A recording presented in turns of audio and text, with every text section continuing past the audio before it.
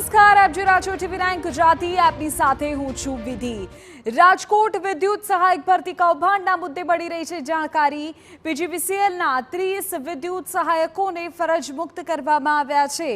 2021માં લેવાયેલી પરીક્ષામાં ગોલમાલની થઈ હતી ફરિયાદ.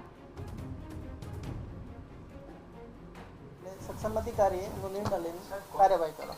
એવું પણ કહી રહ્યા છે કે સરકારી જે અધિકારીઓ છે, ઉચ્ચ અધિકારીઓ છે, તે ક્યાંક ક્યાંક માંગણી કરી રહ્યા છે.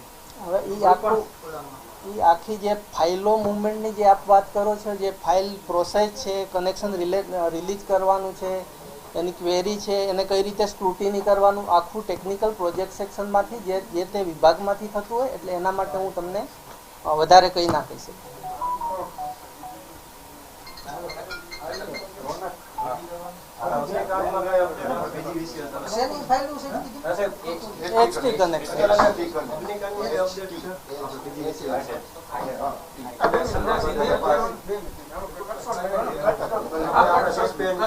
ના, એમાં કોઈ ઇન્વોલ્વ નથી. અત્યાર સુધી કઈ નથી.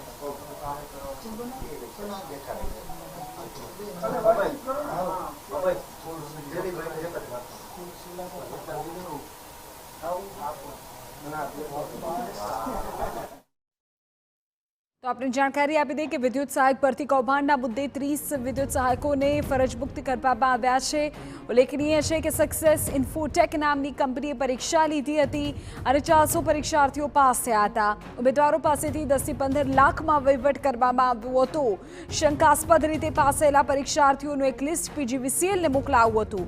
PGVCLે તપાસ કરી તો 30 જેટલા વિદ્યુત સહાયકોને હવે ફરજ મોકૂફ કરાયા છે.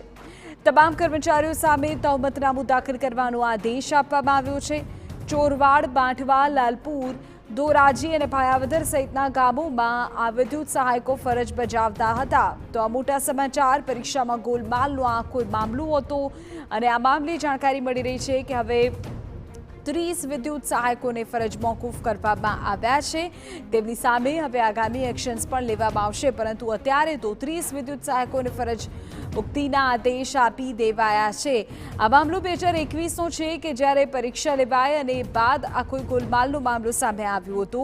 આપને કહી દઈએ કે સક્સેસ ઇન્ફોટેક નામની એક કંપનીએ આ પરીક્ષા લીધી હતી અને તેમાં કુલ 400 પરીક્ષાર્થીઓ પાસ થયા હતા.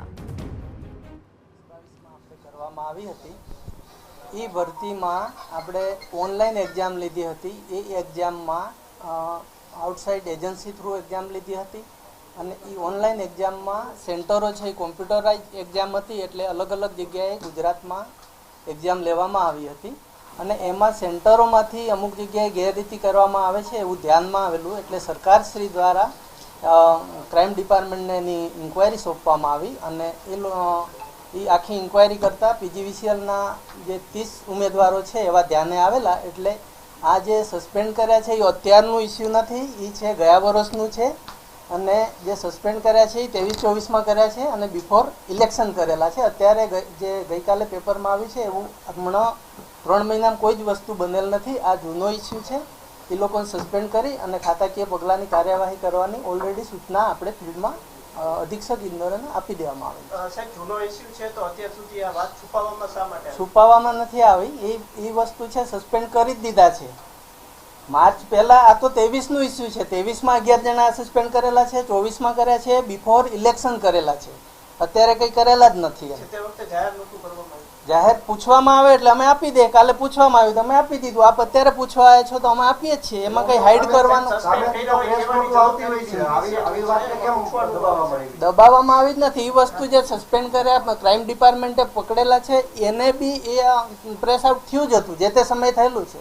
સાહેબ, PGVCL ઓથોરિટી છે, ખરેખર PGVCL આ વસ્તુ જાહેર કરવી જોઈએ, પરંતુ અત્યારે જે પ્રકારે જાહેર થયું છે એનાથી એવું લાગે છે કે આ વસ્તુ PGVCL દ્વારા દબાવવામાં આવી છે, છુપાવવામાં આવી. દબાવવા માટેના કોઈ જ કારણો નથી. આખું ગવર્મેન્ટ શ્રીની સૂચનાથી ક્રાઇમ ડિપાર્ટમેન્ટ એની આખી ઇન્ક્વાયરી કરી અને એમાં જેમ જેમ એક સાથે 30 જણાનું રિપોર્ટિંગ આપણને નથી કરેલું, એક ઇન્ડિવિડ્યુઅલ 2-1-2-1 એવી રીતે આપેલા છે. આ 30નું લિસ્ટ તો અમે સમરાઇઝ ગઈકાલે પૂછવામાં આવ્યું કે આવું એમજીનું પેપરમાં આવ્યું છે, તમારું કેમ નથી? તો અમે કીધું ભાઈ ઓલરેડી એક્શન લેવાઈ ગયા છે અને 1-30 એક સાથે નથી, 2-2 જેવી રીતે ધ્યાનમાં આવે એ રીતના છે. સસ્પેન્ડ કર્યા છે તો એ લોકોને ડિસમિસ કરવામાં આવશે કે ખાલી સસ્પેન્ડ કરી પાછા સસ્પેન્ડ કર્યા પછી એની ખાતાકીય કાર્યવાહી આગળ કરી અને આગળની કાર્યવાહી કરવામાં આવશે. બીજું આ વસ્તુ કોર્ટમાં બી પેન્ડિંગ છે, એટલે એ રીતનું આગળ કાર્યવાહી લીગલ અભિપ્રાય લઈને આગળ કાર્યવાહી કરવામાં આવશે.